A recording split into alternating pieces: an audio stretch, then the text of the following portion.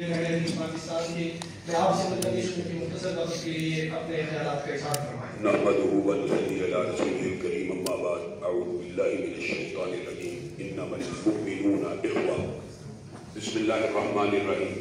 ایک مسلم حرم کی پاسبانی کے لیے نیل کے ساحل سے لے کے تابہا کے کاشگر میں خراج تحسین پیش کرنا چاہتا ہوں گورنر کے پی کے فیصل کریم کنڈی صاحب کو اور ان کے کنوینئر سید اسامہ بھائی کو کہ انہوں نے یہ خوبصورت بزم کو سجایا، اور خاص طور کے اوپر صدارتی خطبات کے اندر، صدارتی خطبے کے اندر جو انہوں نے یہ نقطہ اٹھایا کہ یہ مجلس صرف نشست کر کے گفتگو کر کے برخاست نہیں ہونی چاہیے، بلکہ یہاں سے کچھ تجاویز عملی طور کے اوپر ایسے اقدامات لیے جانے چاہیے جو امت کے لیے اور پاکستان کے لیے نفع مند ہو۔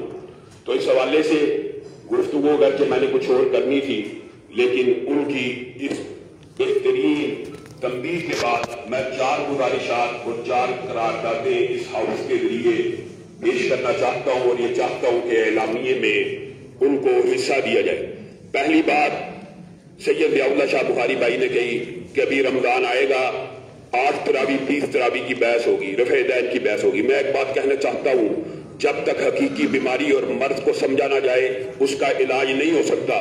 کبھی بھی پاکستان کے اندر 20 تراویح یا 8 تراویح کے اوپر قتل یا فتنہ یا فساد بپا نہیں ہوا۔ کبھی رفع دین، عدم رفع دین کے اوپر قتل و غارت نہیں ہوئی۔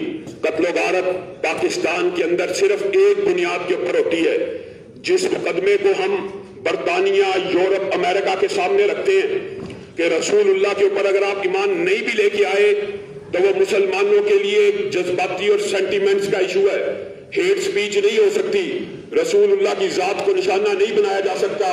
فریڈم آف سپیچ کی آڑ میں جس طرح مغرب رسول اللہ کی ذات کو نشانہ بناتا ہے، ہمارے وطن عزیز کے اندر بھی 2 گروہ ایسے موجود ہیں جو فریڈم آف سپیچ کی آڑ میں ہیٹ سپیچ کو اور سینٹیمنٹس کو مجروح کرتے ہیں۔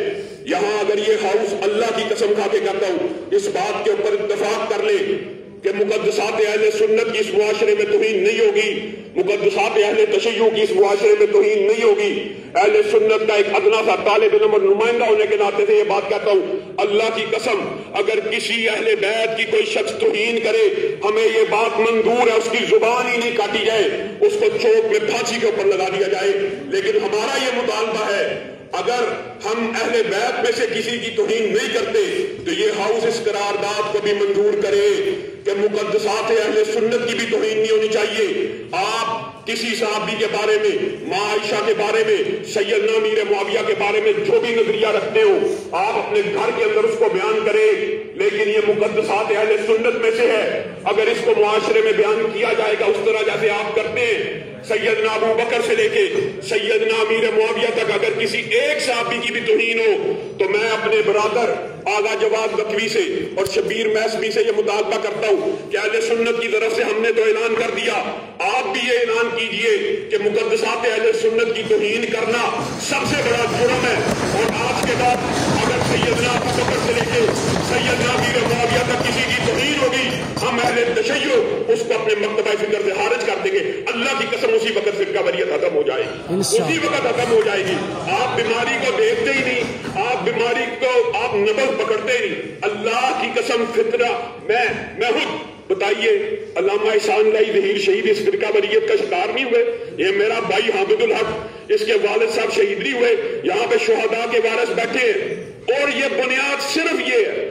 آپ اور میں پیغام پاکستان کے اندر اس بات کا اعلان کر چکے ہیں کہ کسی مسلمان کو، اور یہ حدیث ہے، کسی مسلمان کو کافر مت کو، اگر کسی مسلمان کو کافر کہا جائے تو یا وہ کافر ہو جاتا ہے، اگر کسی نے غلط کہا تو وہ کافر ہو جائے گا۔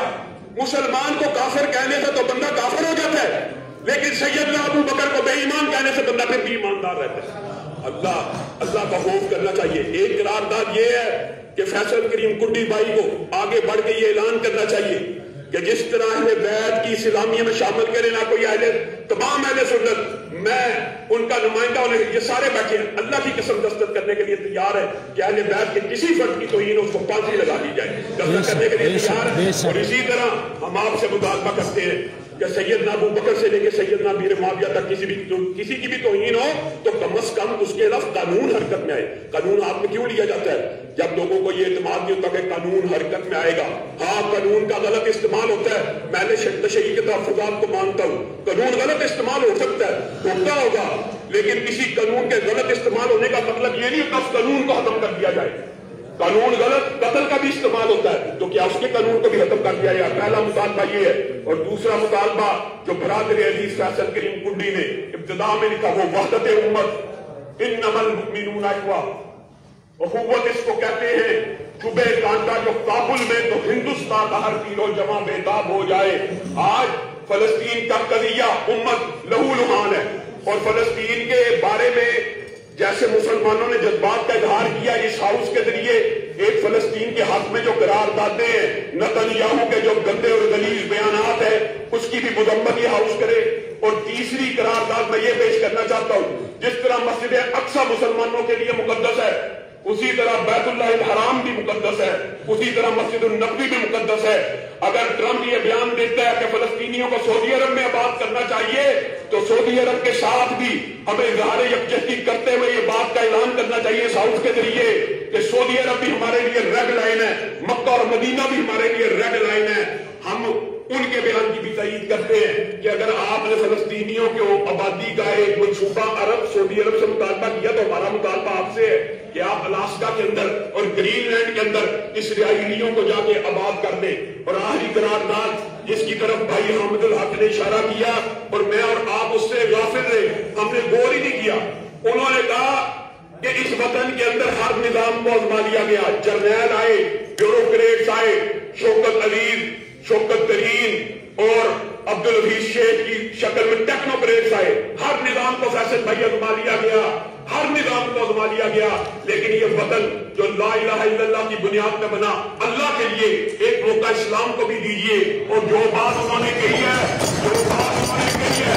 کہ اگر آپ گھبراتے ہیں ایک گاڑی والا مولوی, ایک پگڑی والا مولوی ایوان صدر میں آ جائے گا.